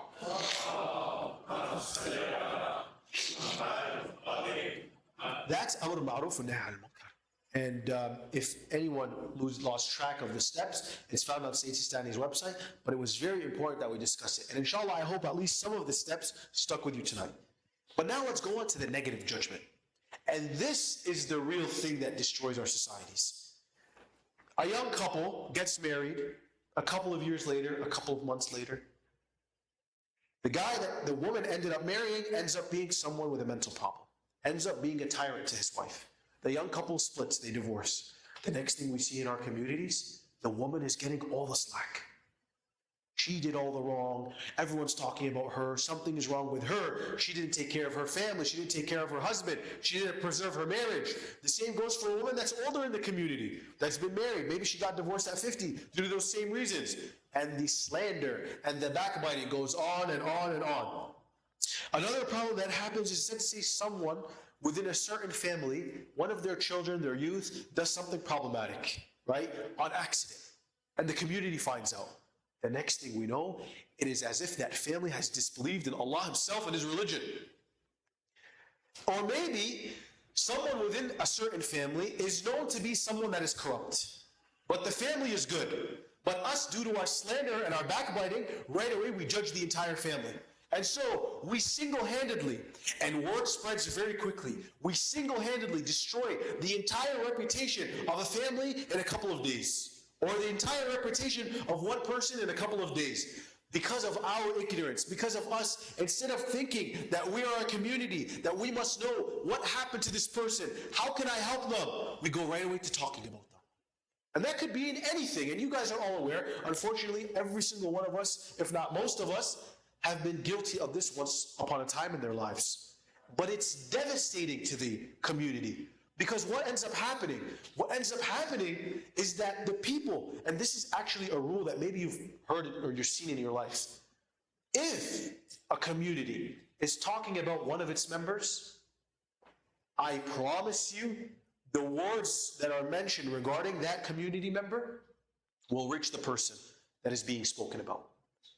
And once the words reach that person, the first thing that the person does is shut down from the entire community. Because what reaches them? Oh, people are talking about me. They're not going to know exactly who spoke about them. The person that relayed the message to them might tell them, I heard from someone, or they might not even give them the name. So then they start thinking, what if everyone else in the community knows? What if everyone's talking about me? I'm embarrassed. I'm losing my honor in this way. So what they end up doing is what? Isolating themselves from the community. Distancing themselves from their own people. Sometimes, if it's not just distancing themselves to where they go to another community center or they isolate in their homes, they end up moving to entire other cities and countries to escape the embarrassment that we have brought upon that community member. So instead of picking them up, instead of caring for them, instead of seeing what problems they needed, maybe they were going through trauma, maybe they needed help, we decide to go right away and backbite and slander them. Maybe though we're not aware of what the definition of backbiting is. Slander is easy. Slander is just the act of making a false statement that damages a person's reputation. It's easy. Sayyid Sistani tells us that backbiting of a believer refers to mentioning them behind their back with a fault that is concealed from the people. Right? And even if it's not concealed from the people and it is known and we talk about it and it harms a believer, that is also haram. The Sayyid goes on to say, this applies whether the intention is to demean them or not. Anything that is a fault of the believers, right? If we even say it and it's a cause with the intention of demeaning or not demeaning, we cannot mention it. And regardless of whether the fault relates to their body, lineage, character, actions, words, religion, worldly affairs, or any other hidden defect. Furthermore, there is no difference whether this mention is made through speech or through an action that implies the existence of the fault, looking with our eyes, pointing with our fingers at the fault. Backbiting specifically requires the presence of a listener whom the speaker intends to inform and make understand, or something equivalent to this. Additionally, the person being backbitten must be specifically identified. Therefore, if someone says one of the townspeople is a coward, for example, that's not considered backbiting, right? However, if you say someone from X city is a coward and you mean someone, it might not be backbiting in itself, but it might be considered insulting or demeaning others. And if you're intending another person, another believer, then that's still haram on you.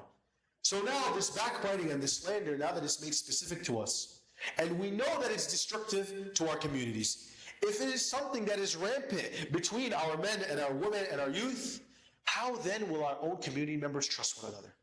How will we be able to look someone in the face and say, you know, I look at you with love. If you care for me, I will care for you. I want to grow this community together. If they know you're talking about them, you've lost that person. And you have to deal with Allah subhanahu wa ta'ala on the day of judgment. And Allah subhanahu wa ta'ala is very specific. He mentions some severe verses. It says, Bismillah ar-Rahman ar-Rahim. O believers, avoid many suspicions, or harboring many suspicions. For indeed, some suspicions are sinful, and do not spy, nor backbite one another. And he gives a gruesome example. Would any of you like to eat the flesh of their dead brother? Think of a dead body. May Allah protect all your loved ones, but the dead body of one of your family members that has passed. And someone, you, could be you yourself, or someone else, is taking the flesh and eating that. Allah subhanahu wa ta'ala is very specific with his references. That is the gruesomeness of this act. He says, if someone were to do that, you would despise that. And then he reminds, and fear Allah. Surely Allah is the acceptor of repentance, most merciful. So we turn to Allah, we make our intentions good inshallah, and Allah subhanahu wa ta'ala will forgive us. But he also goes on to say, he threatens, he makes a chilling example. He says in Surah Al-Humazah, woe to every backbiter, to every slanderer. And he also compares that the people that are backbiting and slandering, we see that they don't just have these two negative habits. They also have the habits. Allah compares, he says, those who amass wealth greedily and just are focused on counting. So if you are someone that is a backbiter, that is a slanderer, and that is consistent in doing so, don't be surprised if you were to sit and reflect with yourself that there are many negative vices that you harbor. And Allah subhanahu wa ta'ala is addressing every single one who backbites and slanders. He says, that person that backbites, that slanders, that just is consumed with the wealth, they think that their wealth will make them immortal. Not at all. Such a person that backbites, that slanders, that harms their community members, and that is only focused on their wealth, what? Will certainly be tossed into the crusher. And what do you know of what the crusher is? Allah subhanahu wa ta'ala is asking. Allah replies, he says, it is Allah's kindled fire, which will engulf the hearts inside and out from how much it consumes them, and the heat and how blistering it is.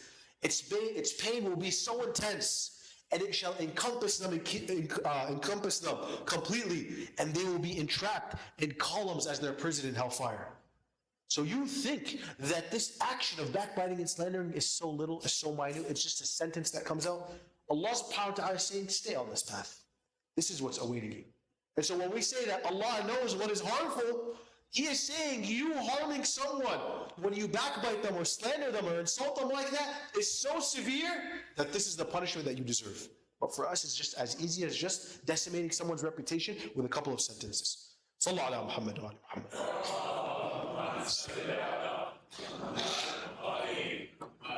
And today we are commemorating Habib ibn Mawahir. Habib ibn Mawahir, the companion who courageously fought with Amir al-Mu'mineen in Jamal, in Siffin, in Nahrawan. He was a scholar of the Quran, and he fought with Imam Ali, and he was taught by Imam Ali, a companion of Imam al-Hassan, a companion of Imam al-Hussein, one who, when he was one of the pinnacles of trying to rally the people of Kufa against Yazid. This person, Habib ibn Mawahir, who when Ubaydullah ibn Ziyad took over Kufa and began his reign of terror on Kufa, imprisoning people, killing people, threatening people, taking away their weapons, cutting off all roads. Habib ibn Mawahir, the first thing that he did when he heard that Abu Abdullah was stopped in Karbala, him and the noble companion Muslim ibn Awsajah, they went and they fled Kufa in the dead of night, away from the watching eyes of the soldiers who would have killed them and who would have imprisoned them like they imprisoned other Shia of Imam al-Hussein in prisons. By Ubaydullah, he slipped into the night and he goes and he reaches Karbala. Before I go into the story of Habib ibn Mudahar, I say Habib ibn Mudahar, who sacrificed everything, who spent his life in piety, in devotion, in worship, in learning, right? Who willingly gave it all for Abu Abdullah al-Hussein. We say we want to be with Imam al-Hussein. We would have martyred ourselves for Imam al-Hussein. But it starts with these virtues, because the ones that develop these virtues of being good to the people, of being good to their community members, are the ones who willingly gave it all to Abu Abdullah al-Hussein. And so, when Habib ibn Mudahar reaches Karbala, he reaches Karbala on the 7th of Muharram, okay? And when he enters, Imam al-Hussein sees him. Imam al-Hussein is happy. Ahlan bi Habib. He sees the white on his beard, this old man who left everything just to fight for his cause. And Habib comes right away, so troubled, so concerned for Imam Abdullah al-Hussein. He says, Yabna Rasulullah, and this is 3 days before Muharram, a clan of my tribe, the Banu Asad, who used to live near the area in Karbala, and they still live there today. He says, they live nearby. Permit me to go to them and invite them to your cause, and perhaps Allah will protect you through them. The Imam gives his permission.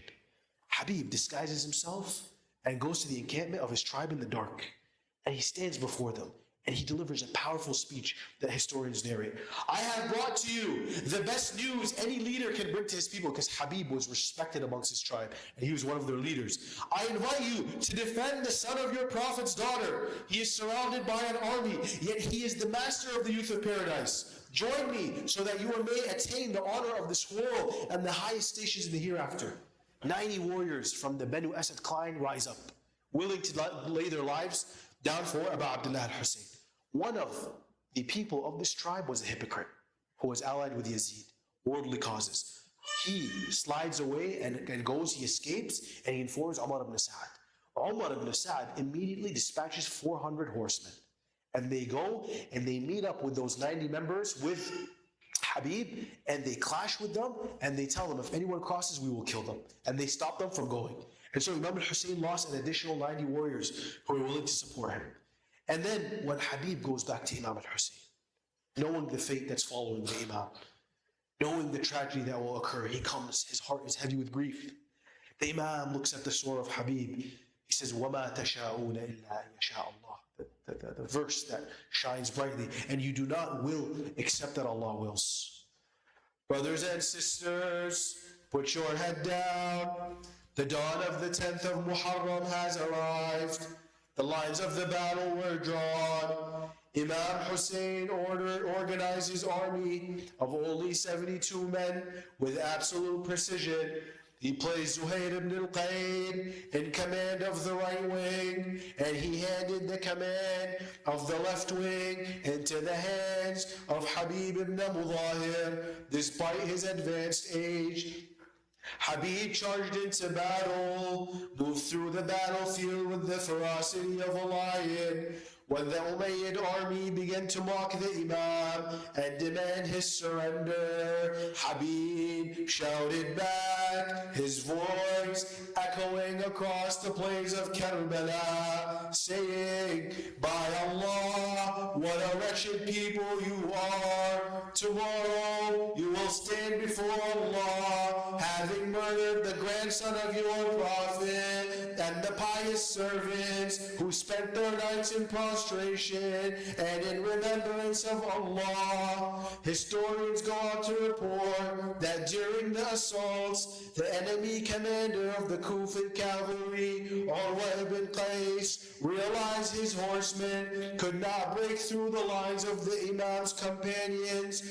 Urwa sent a message to Umar ibn Sa'd saying, do you not see what this small group is doing to us? Send the archers and the infantry, or they will decimate our ranks. Habib stood at the forefront of the defense, cutting through the waves of the attackers, blocking every attempt by the enemy to breach the perimeter and reach Abu Abdullah al-Hussein. The battle grew brutal. The heat of the afternoon sun was intense, and the agony of the thirst was consuming the companions. Yet Habib continued to fight, reciting epic verses of poetry, declaring his lineage and his unyielding defense of the truth. He charged deep into the enemy ranks, killing many of their warriors. But as he turned his horse, Ajarakumullah, a soldier from the tribe of Tamim, named Budayl ibn Surayd, rode against him. He struck Habib with a heavy blow of his sword, shattering his defenses. Another soldier seized the moment and lunged forward, striking Habib with a long spear, piercing his body. Habib stumbled and fell from his horse onto the burning sands of Karbala. The elderly companion, whose beard was dyed with his own blood, attempted to rise, to stand on his feet with the injury of the spear impaling him, and he tried to rise to defend the grandson of Rasulullah. But when he tried to do this, the Tamimi soldier, Budayl ibn Surayd, Ajarakumullah, dismounted, drew his blade, and struck off the head of Habib ibn Mudahir.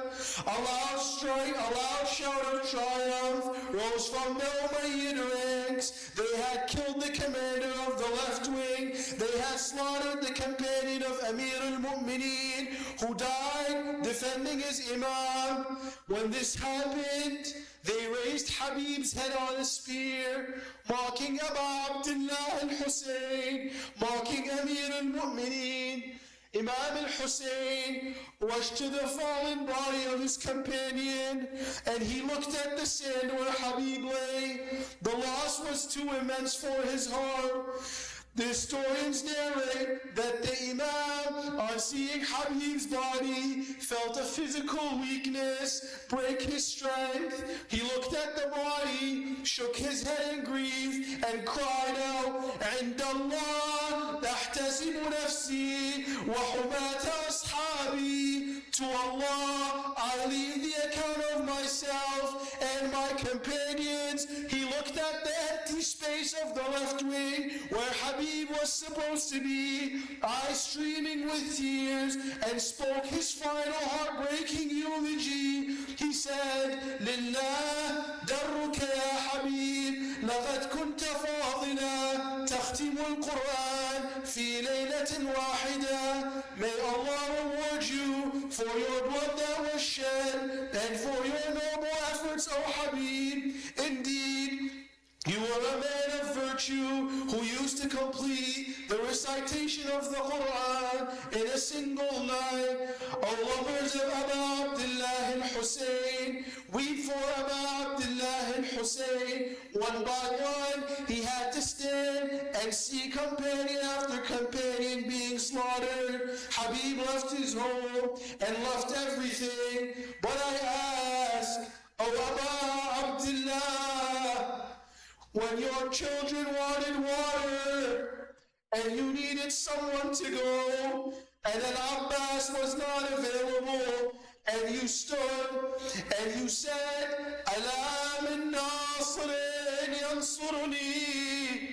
Is there a supporter that will support me? Is there someone who will give water to the women and children of the family of the messenger? Who was there to support you? Ala la'natullahi ala al-qawm al-zalimin. Inna lillah wa inna ilayhi raji'un. وسيعلم الذين ظلموا محمد وآل محمد أي منقلب ينقلبون والعاقبة للمتقين. Brothers and sisters, please raise your hands in dua. Oh Allah, please keep us on the path of Habib ibn Mudahir. Let us be from those who achieve his level of piety, who are willing to culminate their virtues and then give their all for the sake of the religion. Oh Allah, hasten the reappearance of Sahib al-Asr wal-Zaman. Oh Allah, make us from his ansar, his a'wan, his supporters. May he bless you all, guide you all, and protect your loved ones. Please recite Allah salawat ala Muhammad wa ali Muhammad, followed by Surah Al-Fatiha.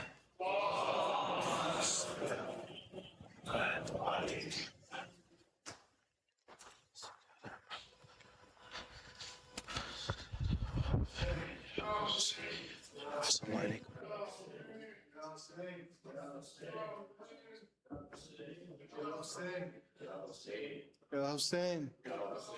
Ya Hussein.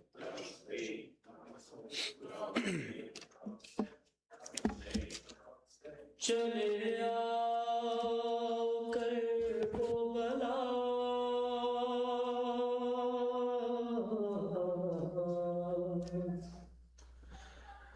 اکیلا ہوا ہے حسین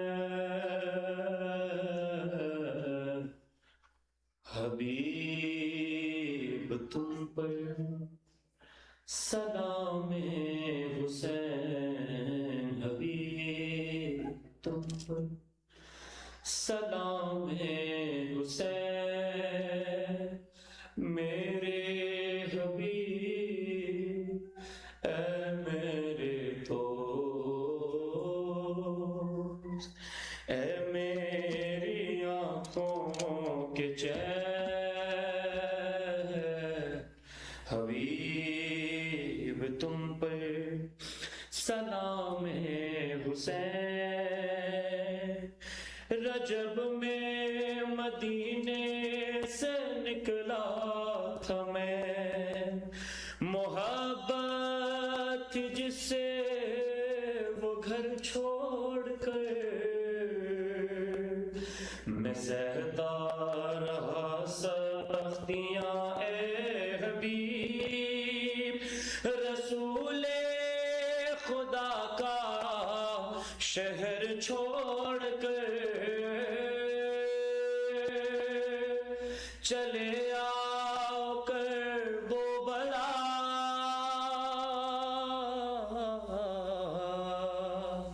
اکیلا ہوا ہے حسین حبیب تم پر سلام حسین بہت مختصر سا لشکر میرا بہت مختصر سا لشکر میرا مقابل تو میرے لاکھوں عدو وفادار بھی ہو بہادر بھی ہو نظر ڈھونڈتی ہے تمہیں 400 چلے آؤ کربلا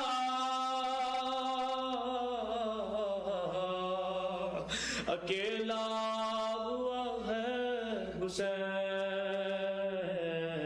حبیب تم پر سلام حسین ابھی میرا مقتل سجا بھی نہیں مگر مجھے پہ روتی ہے کرب و بلا میری بے کسی کا ہے جو مرثیہ اگر سننا چاہو اے ہم نوا چلے آؤ کربلا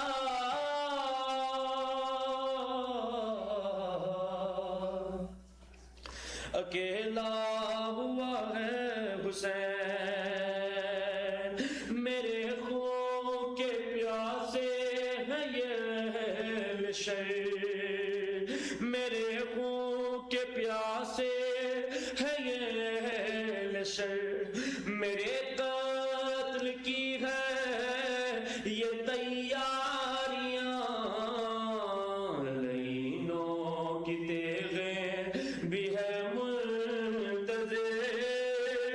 تمہاری ضرورت ہے مجھ کو یہاں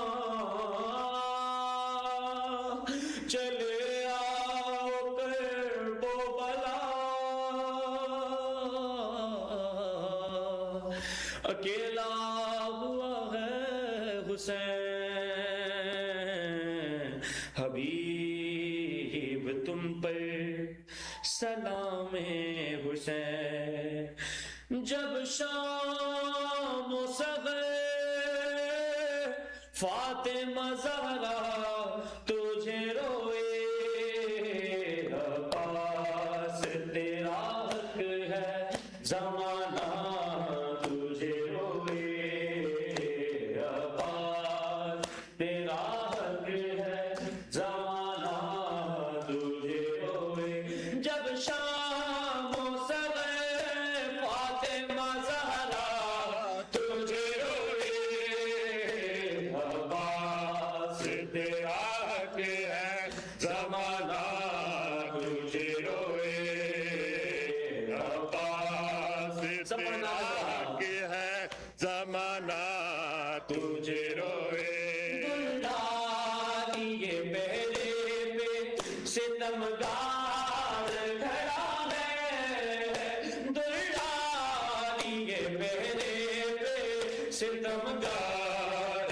کھڑا ہے کیسے تیرے لاشے پہ سکینہ تجھے روئے کیسے تیرے لاشے پہ سکینہ تجھے روئے عباس تیرا حق ہے زمانہ تجھے روئے عباس تیرا حق ہے زمانہ تجھے روئے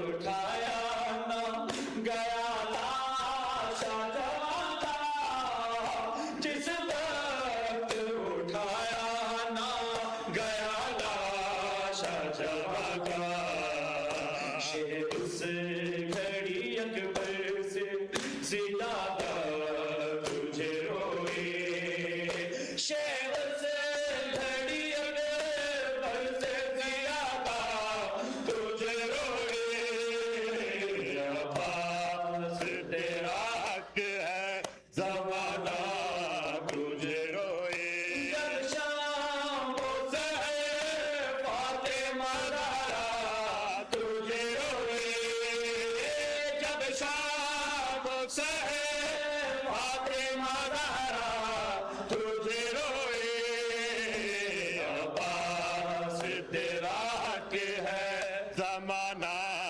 تجھے روئے عباس تیرا حق ہے زمانہ تجھے روئے زینب کہاں شام میں غریبان غازی زینب کہاں شام میں غریبان غازی بے پردہ مجھے دیکھ کے بابا تجھے روئے بے پردہ مجھے دیکھ کے بابا تجھے روئے عباس تیرا حق ہے زمانہ تجھے روئے عباس تیرا حق ہے زمانہ تجھے روئے سجدے کے لیے جب لیا ہاتھوں کا سہارا سجدے کے لیے جب لیا ہاتھوں کا سہارا سجاد مصلی پہ ہمیشہ تجھے روئے سجاد مصلی پہ ہمیشہ تجھے روئے عباس تیرا حق ہے زمانہ تجھے روئے عباس تیرا حق ہے زمانہ تجھے روئے مشکی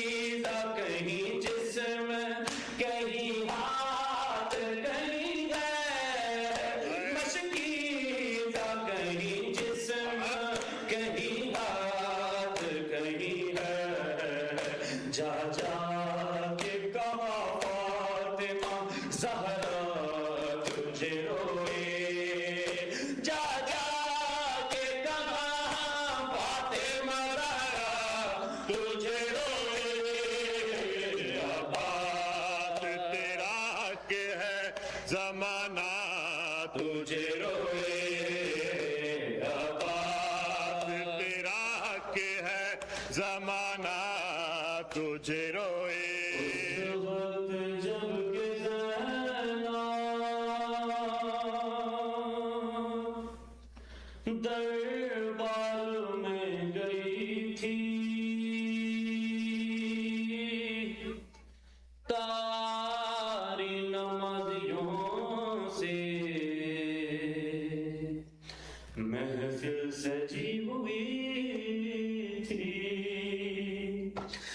ظالم یہ پوچھتا تھا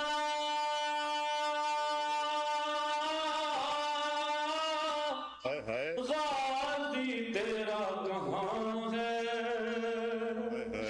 بالوں سے منہ چھپا کر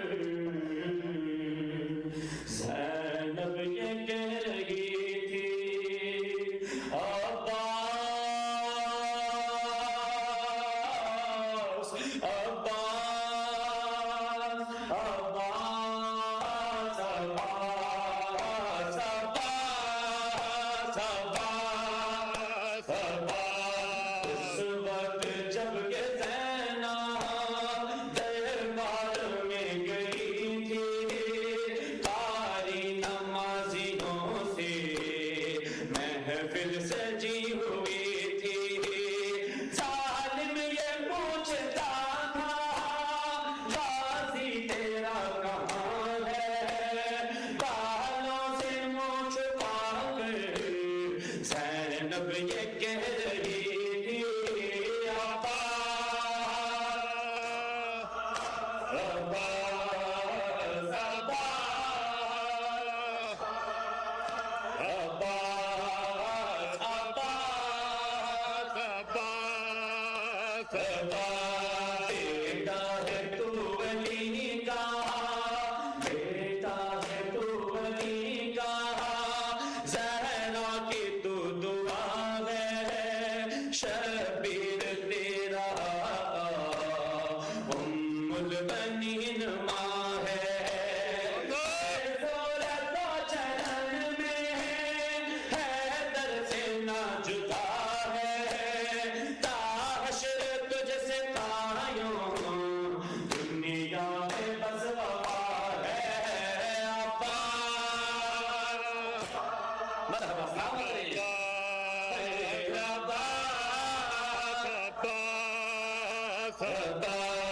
تیرے علم کو تھامے، تیرے علم کو تھامے ہر شخص کہہ رہا ہے، مسجدوں میں کربلا کا زینب کا واسطہ ہے. پردیسی کوئی ایسا،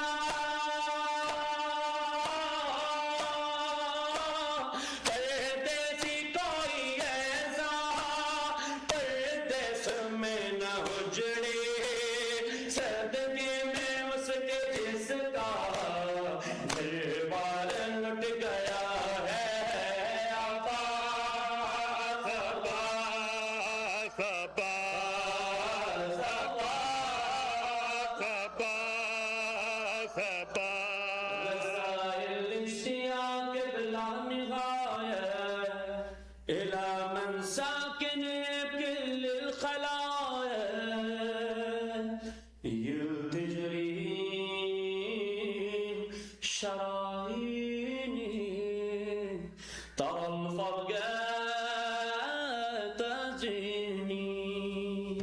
سناؤں کسے اپنے دل کا فسانہ، امام زمانہ امام زمانہ.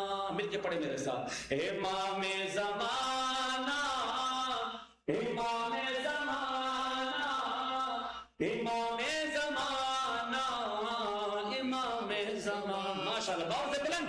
امام زمانہ امام زمانہ امام زمانہ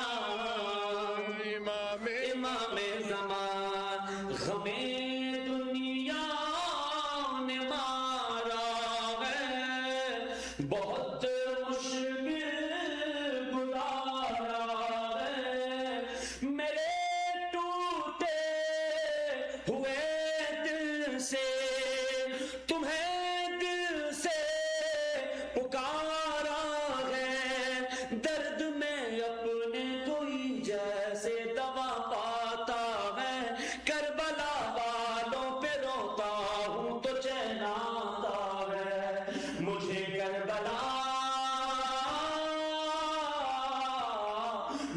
کربلا کی حقیقت بتانا امام زمانہ امام زمانہ امام زمانہ امام زمانہ امام زمانہ امام زمانہ ہمارے دیکھ کے اعمال ہمارے دیکھ کر اعمال موم ہوتے ہو دیار غیب میں مولا تم اکثر خون روتے ہو جس نے 1100 برس رو کے گزارے تم ہو منتظر ہم ہیں تمہارے کہ ہمارے تم ہو ہمیں نیند سے صورت جگانا امام زمانہ امام زمانہ امام زمانہ امام زمانہ امام زمانہ امام زمانہ ستم ظالم کے ہیں جاری ستم ظالم کے ہیں جاری لہو میں زمین ساری نہایتوں پر ہے بمباری عدالت عدل سے آری ماں جو بیٹوں کے جنازوں پر بکا کرتی ہے اللہ جل کہہ کے دعا خلق خدا کرتی ہے بنے کب تلک ہوں ستم کا نشانہ امام زمانہ امام زمانہ اللہم صلی محمد وآل محمد بسم اللہ الرحمن الرحیم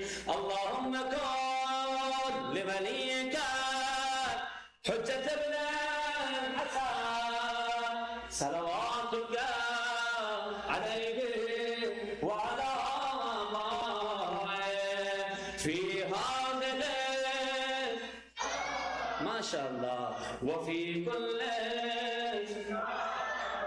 ولیا وحافظا وقائدا